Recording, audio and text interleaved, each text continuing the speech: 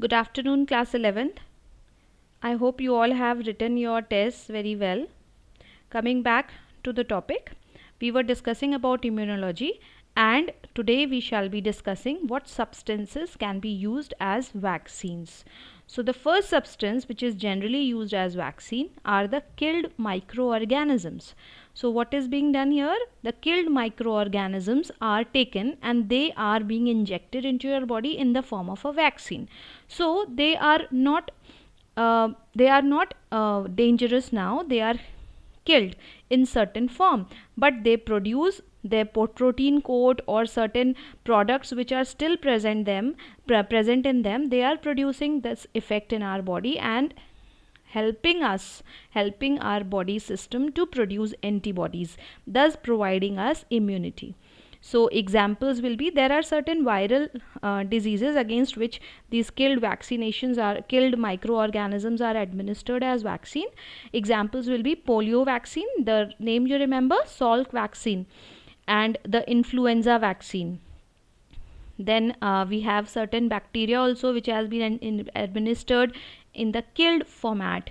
These are used in case of typhoid, cholera, plague, pertussis, etc.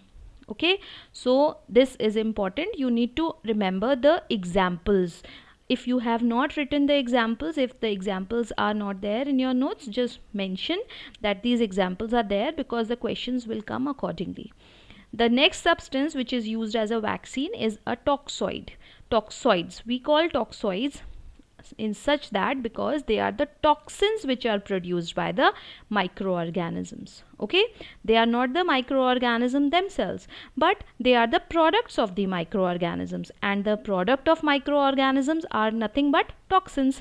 So these toxins are administered into the body in the form of vaccine, and they help in producing the antibodies against them and then give us immunity. Examples will be diphtheria, tetanus, etc. Okay, moving forward. The next set of substances are attenuated vaccines. Attenuated can be a new term for you. Attenuation means just heat killing, or just making them, actually by making them, the pathogen is being weakened by certain methods, reducing the effectiveness of the pathogen. Okay, so that substance is being used as vaccine, and for the diseases like measles, mumps, rubella, varicella, these attenuated vaccines or heat killed or less effective microorganisms are being used. Next is DNA vaccines. Here what happens, that it has already been described in the previous segment. Here what happens, the DNA is introduced in the patient's body and that serve as a vaccine. That DNA will be incorporated and that will serve as a vaccine inside the body. Common examples will be against influenza and HPV, etc. Next is edible vaccine. It is a very interesting segment of vaccines. Edible vaccines, these vaccines are actually eaten up, you can eat them. These are actually transgenic plants or plant products, fruits, which contain such genes in itself, that is, they are producing the vaccines themselves. So this is a very interesting segment of this whole vaccine chapter, and at the same time it is fact that is frequently asked question also, because it is a new segment and everyone is very much interested in this, so it is very important. Just underline it. It can come for 2 marks, it can come for 1 mark also, or writing down the examples or differentiating. In any form edible vaccines can be asked. So edible vaccines can be transgenic plants that are created through genetic engineering techniques. Genetic engineering technique means altering the DNA in such a manner, altering the DNA of a plant in such a manner that is by incorporating the genes which are producing any antigen. Okay, so that when that fruit is eaten, the antigen enters into the body and gives you immunity. Why and how?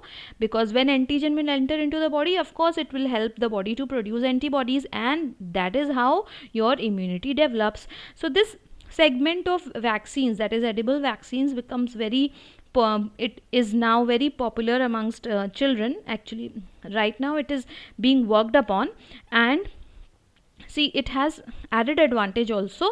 I'll be telling you right now. Just read on this. The presently there are edible vaccines for measles, cholera, foot and mouth disease, hepatitis B, C, and E. I will tell you more about this. Just see this diagram. Here what happens, there is a vector. Vector is a carrier of the DNA. Is this vector is having the DNA which we want to incorporate into the plant cell, and this vector enters the plant cell, incorporates its DNA into the plant's DNA. Okay, so the leaf which is formed is actually transgenic. Transgenic, you understand? Trans means in between, genic means have in between two genes. So transgenic organism or transgenic plant is being generated, and these leaves are generated in the laboratory, and then further when the plantlets are growing, they are transferred into the field, and then the plants are producing the fruits or the vegetables which are actually having vaccines into themselves. Interesting, right?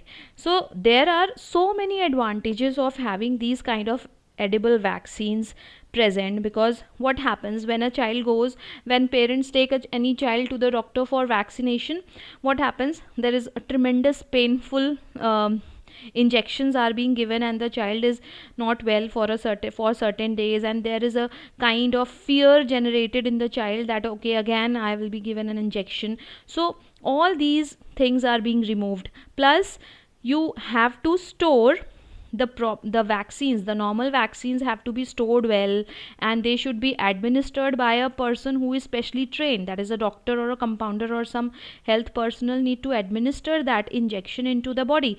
But here what happens in edible vaccine, anyone can just take the fruit and eat it without any professional advice needed. So these are actually very good advantages of these edible vaccines. Hopefully in the coming century, coming 10 50 years, we will have all the vaccines in this edible form, which will be very good for the people.